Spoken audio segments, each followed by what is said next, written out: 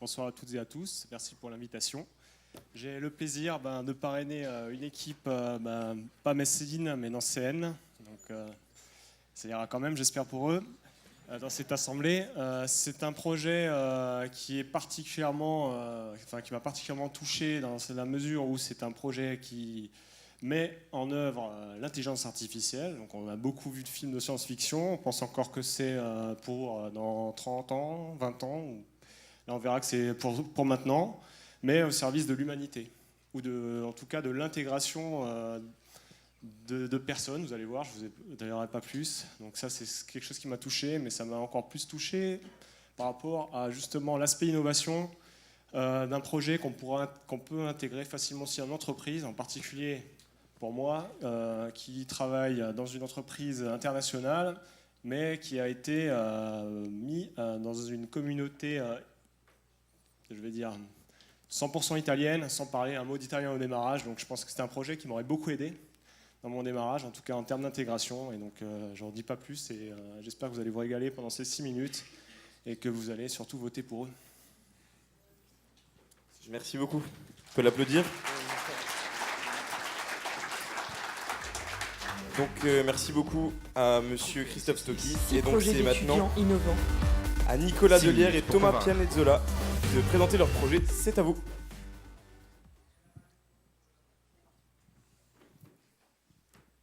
Länge för en sån struntsak som en ärta. Nu är hon ju på väg till doktorn. Ärtan är så gott som redan borta.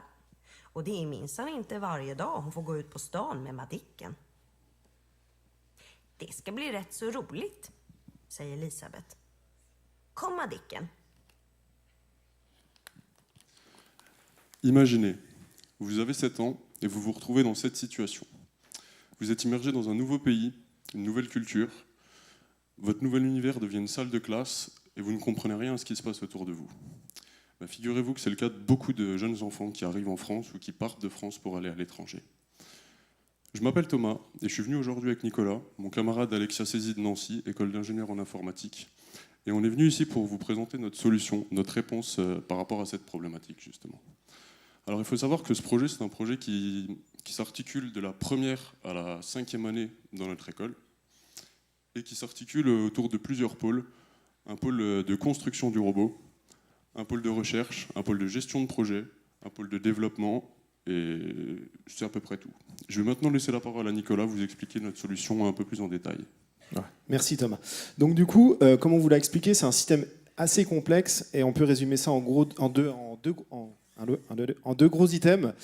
D'une première partie, le robot humanoïde, et la deuxième partie, un système d'information complexe qui sera basé dessus. Donc le système d'information, on pourra y avoir accès grâce à des tablettes, des téléphones portables, simplement un ordinateur. Et le robot lui-même aussi sera interconnecté dans ce système où on récoltera des données. Donc vous avez tous entendu l'avènement du big data et tout. Donc on est en plein dedans. Avec des algorithmes de data mining, on serait capable ensuite après de pouvoir améliorer, et ça je vais vous l'expliquer après, grâce en y ajoutant une intelligence artificielle, d'améliorer en fait l'intégration de ces primo-arrivants ou des personnes qui ont un peu de difficulté à comprendre les langues quand ils arrivent dans un pays.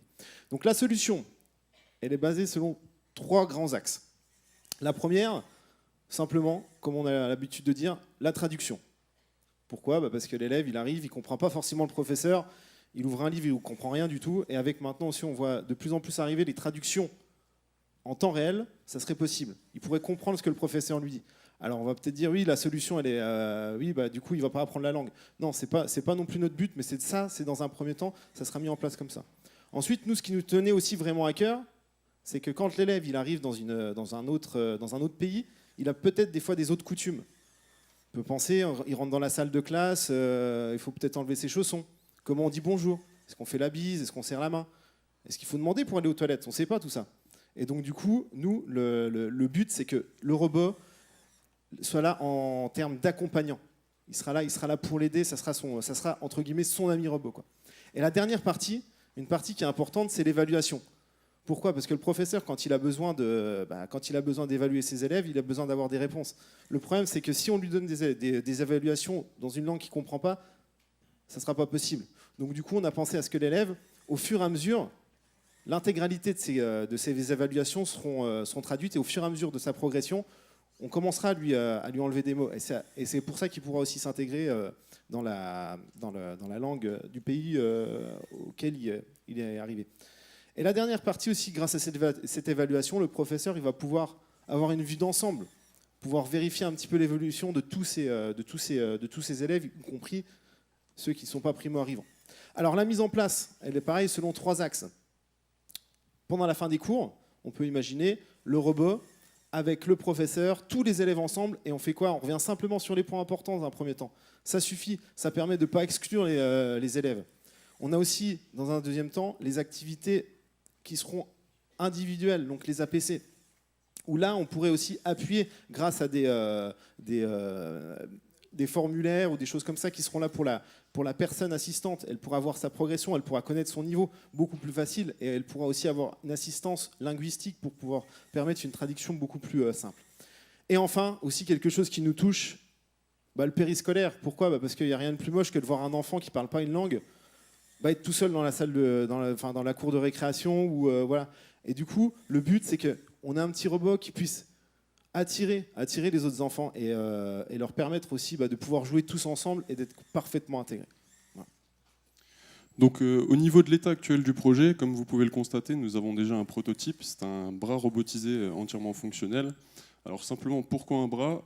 Parce que dans nos recherches, nous nous sommes rapidement rendus compte que la gestuelle par le bras était beaucoup utilisée dans les diverses méthodes d'apprentissage de la langue. Et donc c'est pour ça que nous avons commencé par développer un bras, mais à terme, ce sera effectivement un robot humanoïde complet. Ce projet est mené, comme je l'ai dit au départ, en collaboration, non, je l'avais pas dit, avec un laboratoire de recherche en sciences du langage, et notamment avec 2 docteurs, un en sciences du langage et en sciences de l'éducation, sciences cognitives. Et nous avons déjà modélisé le fameux système d'information complexe que vous a présenté mon collègue. Alors, pour faire un petit peu une aparté à l'inclusion de ce projet dans le système éducatif actuel, on pourrait aussi penser à transposer en perspective d'évolution notre robot, enfin justement plus exactement notre robot, mais notre système d'information complet, pour tenter d'aider les entreprises à intégrer des salariés primo-arrivants en les accoutumant avec les habitudes, les relations sociales et les pratiques de travail. Merci de nous avoir écoutés et à bientôt. Merci beaucoup.